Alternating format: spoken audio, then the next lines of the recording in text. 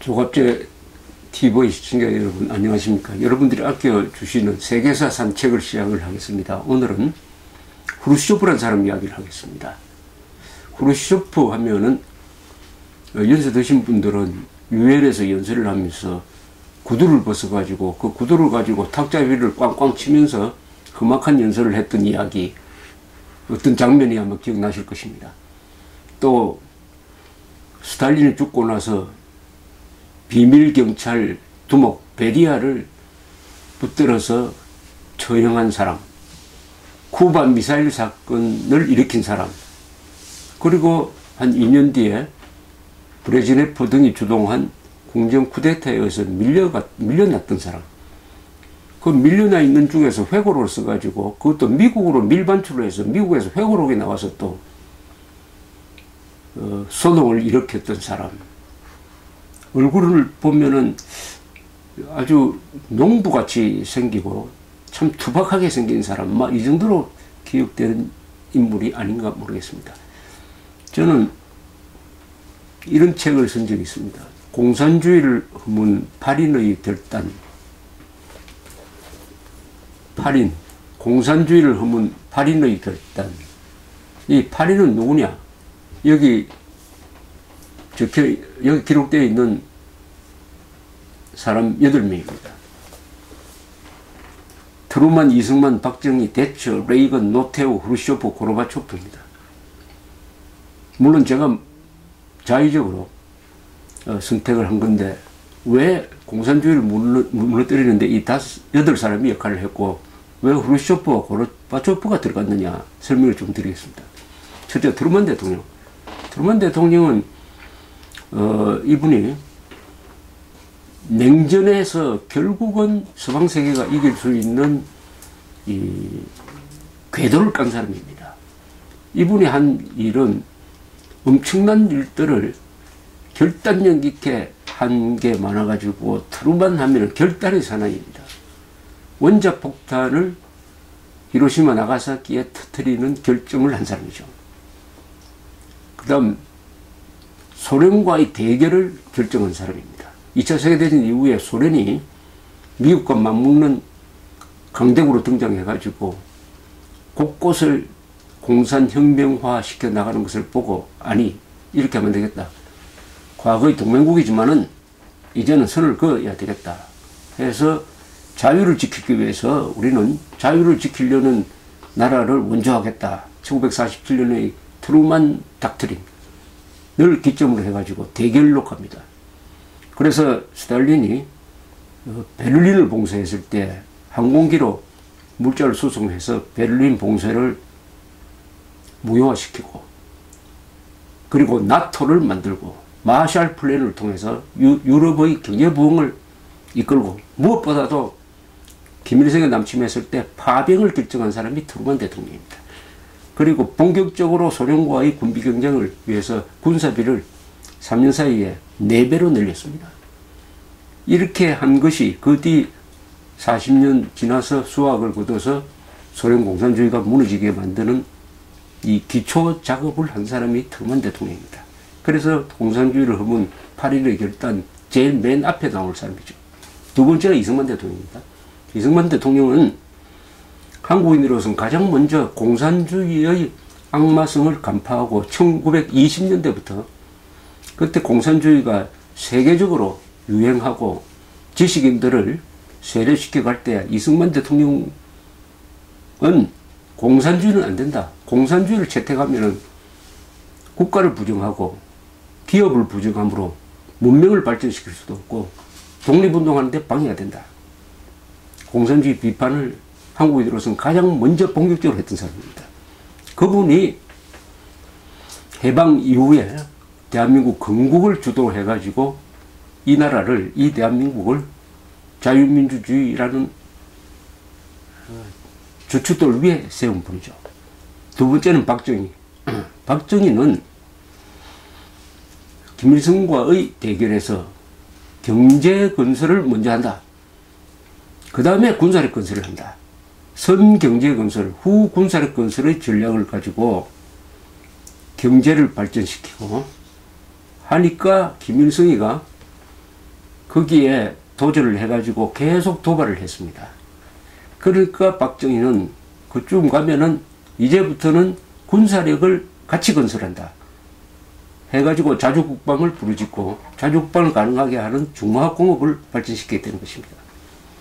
이런 김일성과의 대결에서 결국 대한민국이 오늘과 같은 경제적 면에서 결정적 우위에 서도록 만든 게 박정희입니다. 그렇게 함으로써 전 세계 한반도에서 벌어진 김일성의 북한과 박정희의 대한민국의 대결에서 대한민국이 성공했다. 쇼윈도가 된 거죠. 쇼윈도.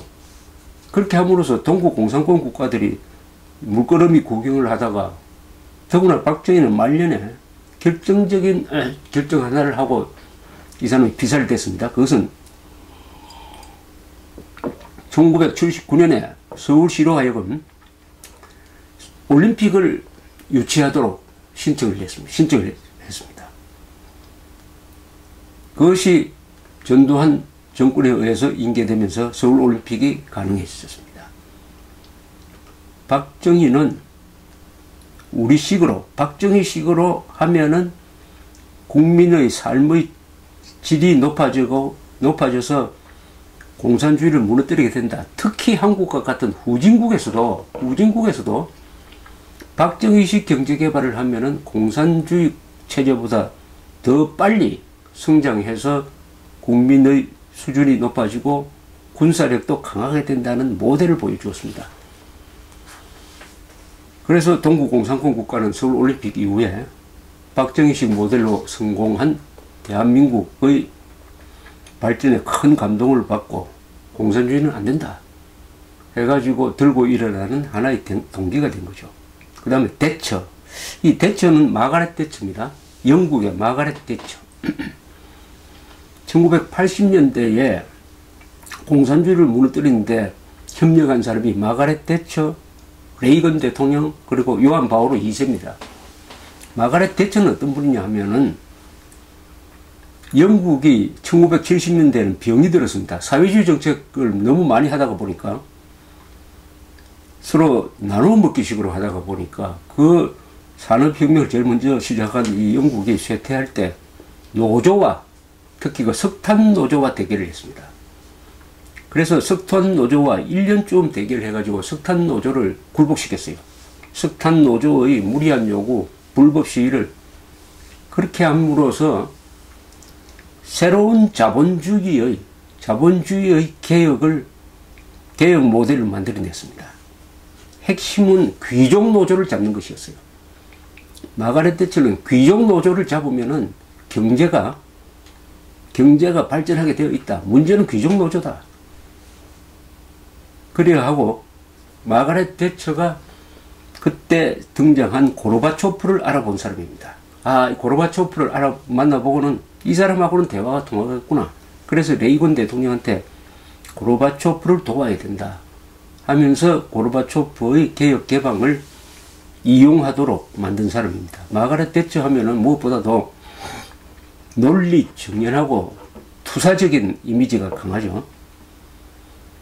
아주 미모를 가진 분인데 워낙 논리가 철저해가지고 좌익들과의 이론 대결에서 한치도 물러나지 않고 국민들을 설득할 수 있었던 사람입니다. 레이건 대통령은 이분은 배우 출신이지만은 공산당을 잘 아는 사람이었습니다.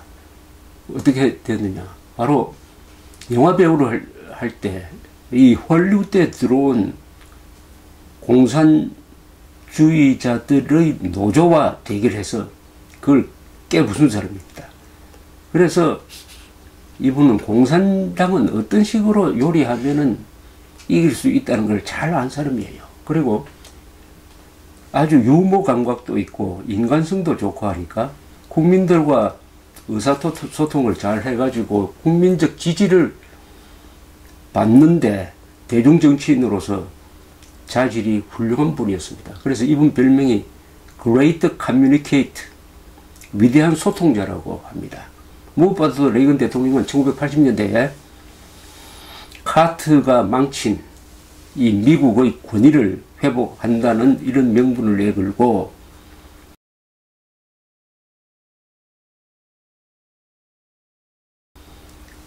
별들의 전쟁이라고 그래가지고 우주에서 날아오는 소련의 핵미사일을 다 요격하는 기술을 개발하겠다. SDI라고 합니다. 그렇게 하면서 소련을 압박을 하고 유럽에 중거리 미사일을 배치하고 해서 소련의 군비 경쟁을 촉발하도록 합니다. 이렇게 되니까 소련은, 특히 고르바초프는 가만 계산해 보니까 레이건과 같이 군비 경쟁을 하다가는 그렇지 않아도 이미 망가진 소련 경제가 도저히 버틸 수 없겠다 해가지고 개혁으로 나가는 것입니다. 소련이 개혁하도록 몰아세우는 겁니다. 레이건 대통령이. 또 레이건 대통령은 취임하자마자 전두환 대통령과 가장 먼저 회담을 한 걸로 유명합니다. 그것은 전두환 대통령이 비록 민주적 지도자는 아니지만은 반공주의자라는 면에서 높게 평가를 하면서 앞으로 우리는 반공하는 사람은 다 뭉쳐야 된다. 다소 민주적인데 문제성이 있다 하더라도 그것은 후의 문제이다. 우선 반공을 해서 공산주의를 무너뜨린 다음에 생각할 문제다. 해서 전두환 대통령을 가장 먼저 만나서 전두환 대통령의 어떻게 보면은 정권의 정당성에 그 힘을 실어준 사람입니다. 노태우 대통령은 서울올림픽 조직위원장, 그리고 서울올림픽이 열렸을 때 대통령, 그 다음에 북방정책을 폈습니다. 서울올림픽을 기점으로 해가지고 우리는 동구 공산권 국가와 교류할 수 있었고, 소련이, 중공이, 동구 공산권 국가가 88 서울올림픽에 참여하면서 여러 가지 채널이 만들어졌고, 이걸 이용해가지고 이제부터는 동구 공산권과 수교를 해가지고 한국 사람들이 활동할 수 있는 공간을 범세계적으로 넓힌다. 국내적으로는 민주화의 격동기에서 대외적으로는 북방정책을 써서 북한을 고립시키는 데 성공을 합니다. 즉 러시아와 수교하고 중국과 수교하고 동구 공산권과 다 수교함으로써 북한이 고립되죠. 고립되는 데까지 노태우 대통령의 역할이 있었습니다. 그 다음에 고르바초프는 바로 이분이 1985년에 당서기장이 되고 나서 소련이 개혁 개방으로 가도록 앞장섰고, 결과적으로 그 개혁 개방이 실패해가지고 소련이 무너질 때 무리하게 거기에 저항하지 않고 그 대세에 순응함으로써 소련이 곱게 무너지도록 만든 분입니다. 그 다음에 오늘 말씀드리려고 하는 후르시초프는 어떤 사람이냐. 후르시초프는 좀 복잡한 사람입니다. 후르시초프는 스탈린의 충직한 부하였습니다. 이 후르시초프는 금속 노동자 출신이었습니다.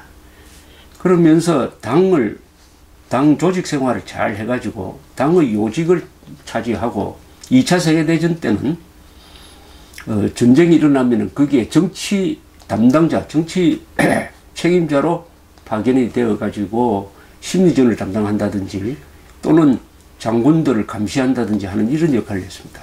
후르쇼프가 모델로 나오는 영화가 가끔 있습니다. 스탈린그라드입니다. 스탈린그라드 전투에 보면은 어떤 정치 국원 비슷한 아주 실력자가 항상 나옵니다. 그 장군들 옆에 서가지고 막 보통 대머리로 나오죠. 간섭하기도 하고 싸우는 군인들을 막 독려하기도 하는, 하여튼 보면은 굉장히 말빨이 센 사람이고 실질적인 권력자가 아닌가 하는 그런 역할을 하는 사람이 있습니다. 그 사람이 바로 후르시초프였습니다. 후르시초프는 2차 세계대전의 분수령이 된 스탈린그라드 전투에서 정치 책임자로 현장에 있으면서 독전을 담당했던 사람이죠.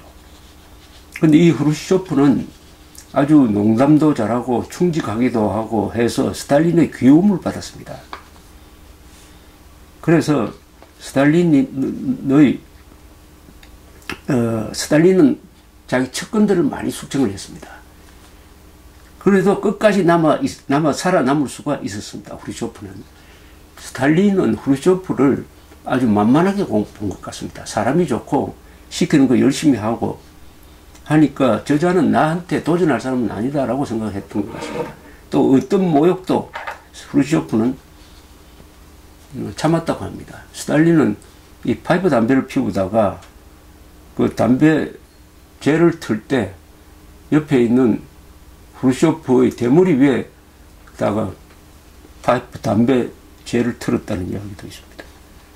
그러나 후르쇼프는 그 마음속에 어떤 결심을 하면서 그런 수모를 견뎠습니다. 그게 언제 나타났냐? 바로 1956년 제20차 소련 공산당 전당대회입니다. 모든 공산당은 소련 공산당뿐만 아니라 북한, 중국도 마찬가지입니다만 제일 중요한 게 전당대회입니다. 전당대회를 통해서 정치국원으로 뽑힌다든지 서기장으로 뽑혀야 정당성을 갖게 됩니다. 이게 선거 역할을 하는 겁니다. 일종의. 1950년 제20차 소련 공산당 전당대회가 열렸는데 여기서 후르쇼프가 세계가 놀랄 만한 연설을 합니다. 세계 공산당 역사를 바꿔놓는, 어떻게 보면 세계 역사를 바꿔놓는 유명한 연설을 합니다. 그 연설을 우리는 스탈린 격하 연설이라고 부릅니다. 이때 후르쇼프는 소련 공산당의 제1실력자였습니다. 서기장이었습니다. 서기장. 소련 공산당 서기장이 가장 실권을 갖고 있죠. 뭐 대통령에 해당되는 사람도 있고 국회의장에 해당되는 사람도 있지만 서기장입니다. 공산당의 조직을 장악한 사람을 서기장이라고 그러죠. 후르쇼프는 1953년에 스탈린이 죽은 다음에 베리아를 젖히고 말렌코프를 젖히고 실권을 잡은 지 한 3년 만에 제20차 소련 공산당 전당대회에서 연설을 하는데 놀라운 연설을 합니다. 스탈린을 사정없이 비판을 합니다. 스탈린이 죽은 지 3년밖에 안 되는데 그때 스탈린은 김일성과 같은, 북한 내에서의 김일성과 같은 존재죠. 김일성이 죽은 지 3년 만에 김정일이가 김일성 아버지를 비판한 것하고 같은 충격이었습니다. 그런 일이 있었다면 북한은 변했겠죠. 후르쇼프가 스탈린을 비판함으로써 소련 공산주의, 세계 공산주의가 변할 수밖에 없었던 것입니다. 4시간 동안 연설을 합니다. 스탈린을 막 고발하는 연설입니다. 무고한 사람들이 고문으로 의식을 잃었고 판단력을 상실당했으며 인간으로서의 권위를 빼앗겼다. 이 모든 것에 대한 책임자가 바로 스탈린이다. 그는 사적으로 수사관을 불러 신문 반부까지 지시했다. 그 방법은 간단했다. 때려라, 때려라, 또 때려라. 그러면서 자신들은 살짝 빠집니다. 우리는 무엇이 일어나는지 몰랐고 알았을 때는 너무 늦었다. 이건 사실 변명입니다. 이 연설에서 후르쇼프는 당시 수상인 불가닌과 관계되는 이야기를 했습니다. 스탈린의 별장에서 돌아가는 차중에서 불가닌은 나에게 이렇게 말했습니다. 스탈린이 나를 별장으로 친구로 초대하지만 그와 함께 앉아있는 동안에 내가 그 이후에 어디로 끌려갈지 알 수가 없었습니다. 이렇게 이야기를 했습니다. 이 스탈린 격하 연설을 듣던 소련 공산당 간부들은 하도 엄청난 연설에 박수도 치지 않고 그냥 멍하니 있었다고 합니다. 그때의 분위기가 멍하니 있었다고 합니다. 한번 생각해 보십시오. 김정은은 그런 일을 못하겠지만 북한에 누군가 나와가지고 전당대회에서 김일성을 살인마라고 욕을 하는 연설을 한다면 그 듣는 사람이 어떤 표정이 되겠습니까? 파리가 날아다니는 소리가 윙하고 들릴 정도로 그 자리가 조용했다고 합니다. 워낙 충격이 커서.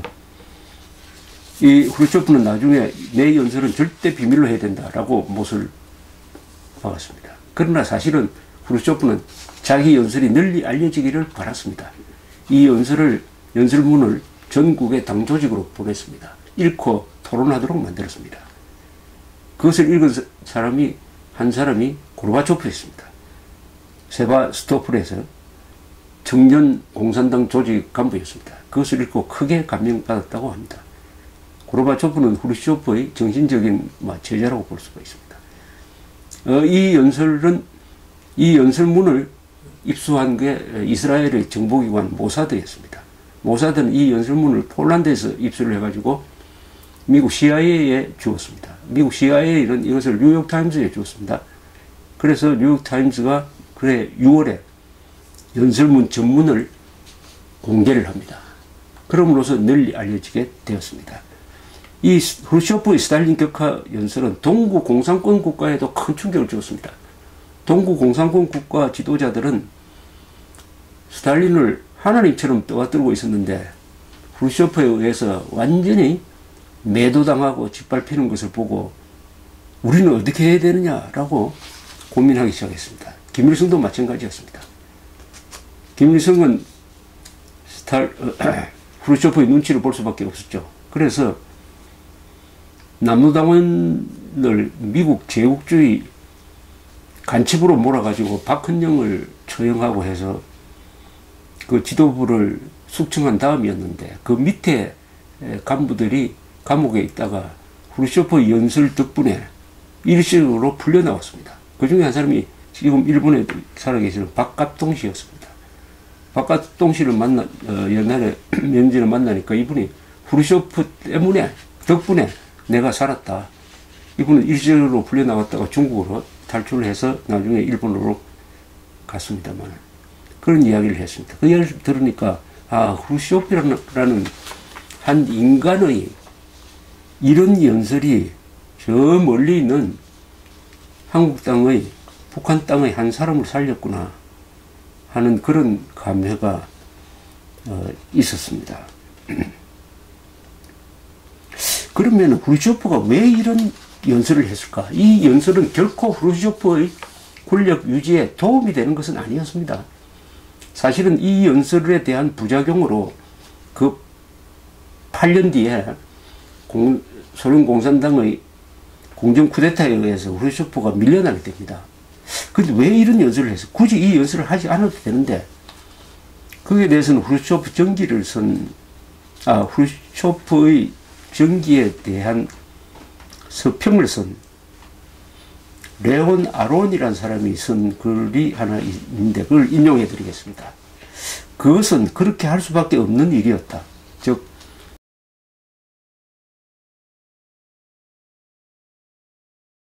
스탈린 격파 연설은 가장 고귀한 인간성의 수수께끼의 한 사례이기도 하다.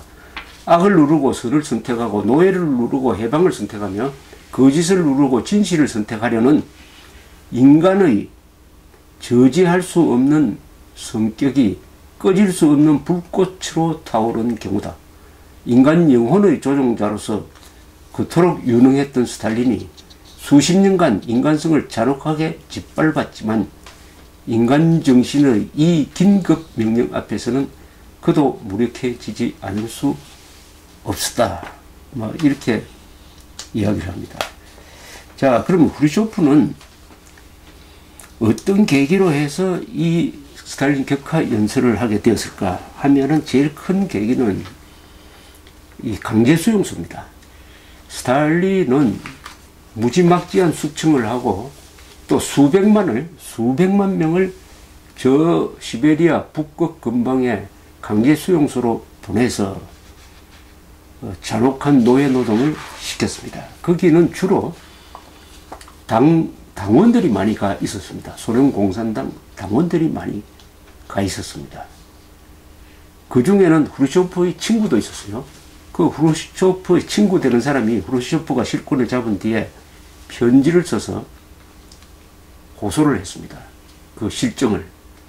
그러니까 후르쇼프가 그런 문제 제기를 받아가지고 강제수용소에 대한 조사를 시킵니다. 조사를. 일종의 과거사 조사죠.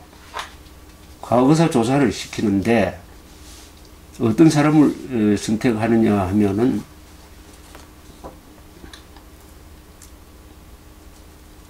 스탈린 정기를 쓴 포스페로프라는 사람을 시킵니다. 1955년에. 즉 스탈린에 충성했던 사람을 책임자로 세워가지고 스탈린이 무슨 짓을 해서 얼마나 숙청을 했느냐 하는 보고서를 내도록 합니다.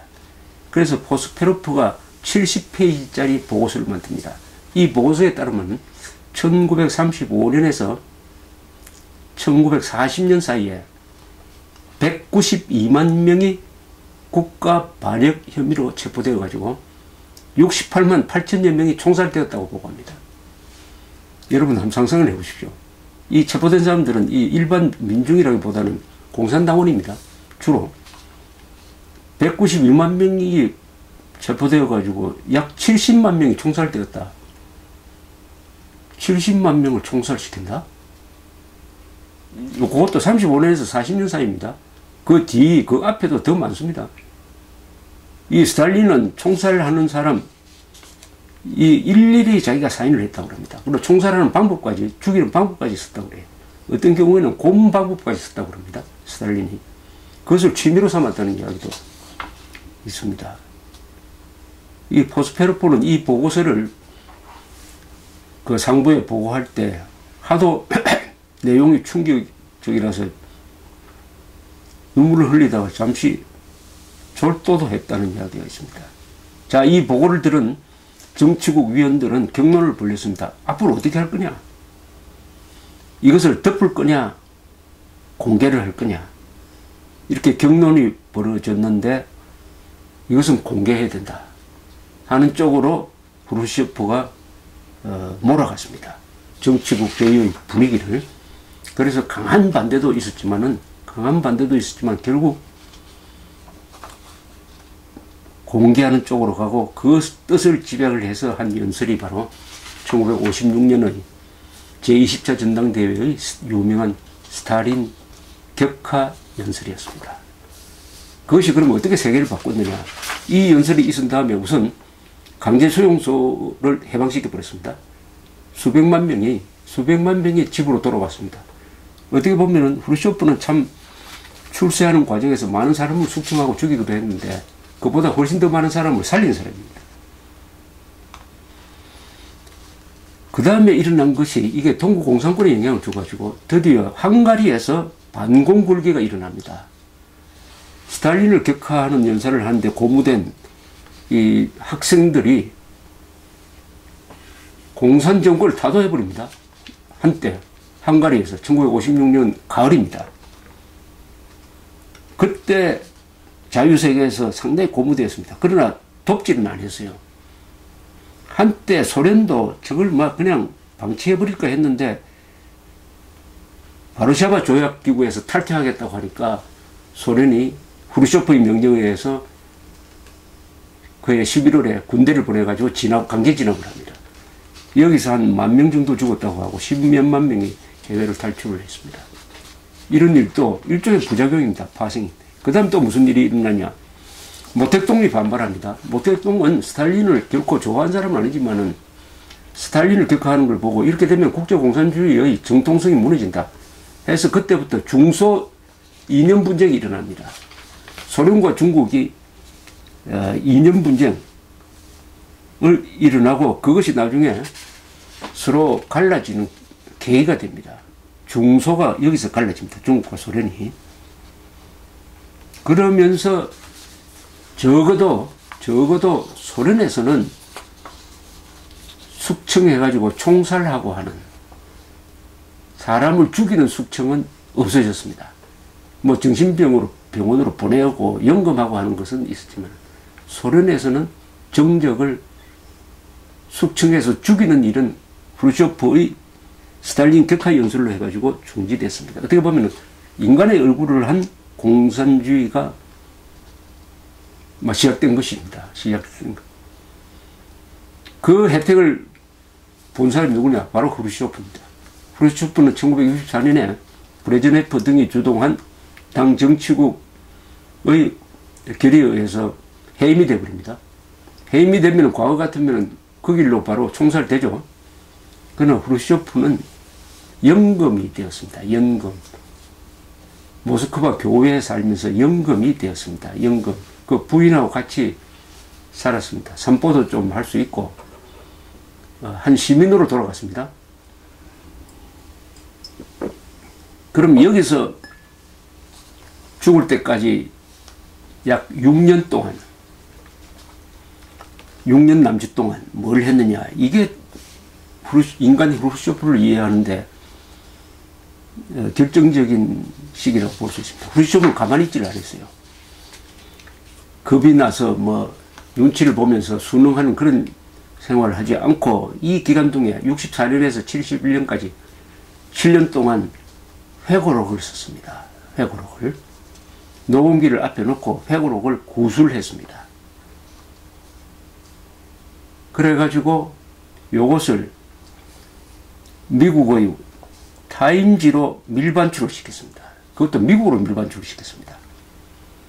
이 원고를 받아가지고 책으로 정리하고 한 사람이 스트로브 탈보트라는 사람인데, 이분이 나중에 기자 생활을 마치고 클린턴 정부 시절에 미국 국무부 차관을 지낸 사람이었습니다.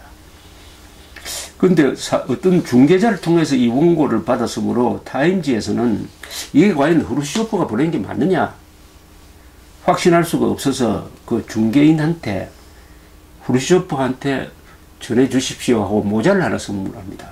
후르시초프가 모자를 잘 썼습니다. 그래서 그 모자를 쓴 사진을 찍어서 보내주면 확인이 되겠다. 그래서 후르시초프가 그 모자를 쓰고 사진을 찍어서 타임지로 보내서 이거는 후르시초프가 밀반출 시킨 원고가 틀림없구나 하는 확신을 가지고 1970년 가을에 나왔습니다. 회고록이 나왔습니다. 세계적 사건이 됐습니다. 우리와 관계된 내용은 그 회고록 안에 6.25가 어떻게 일어났는지 쓰여져 있습니다. 김일성이 찾아와가지고 스탈린한테 한국을 치도록 해달라고 허가를 받는 과정이 자세하게 적혀 있습니다. 이것은 거의 결정적 자료죠. 그때까지만 해도 북한은 남한이 북침을 해서 대응하는 과정에서 남침했다는 거짓말을 하고 있었습니다. 그러나 스탈린의 이 책에 의해서 그런 주장을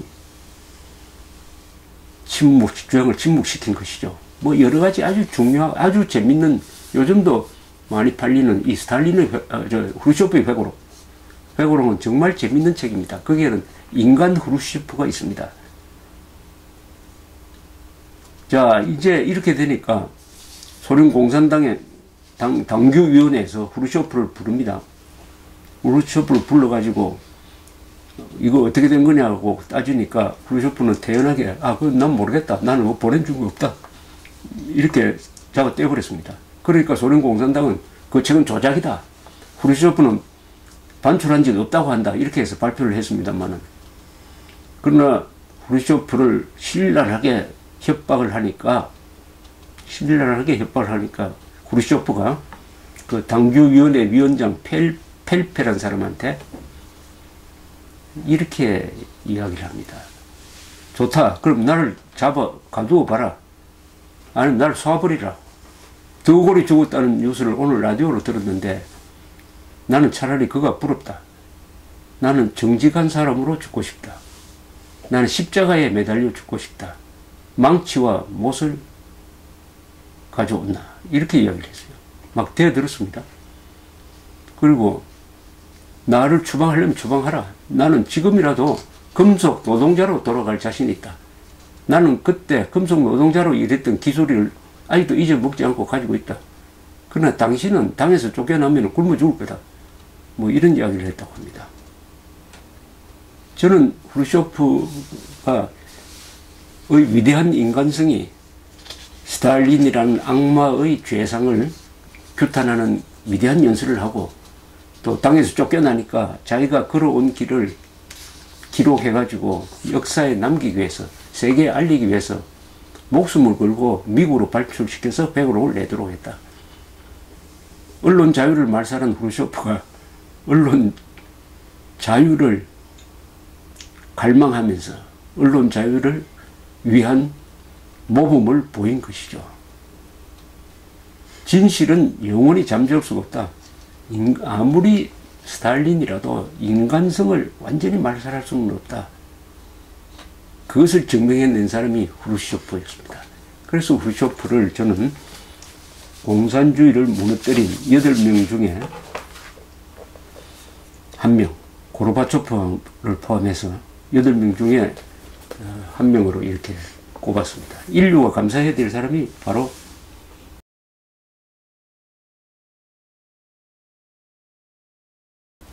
후르시초프입니다.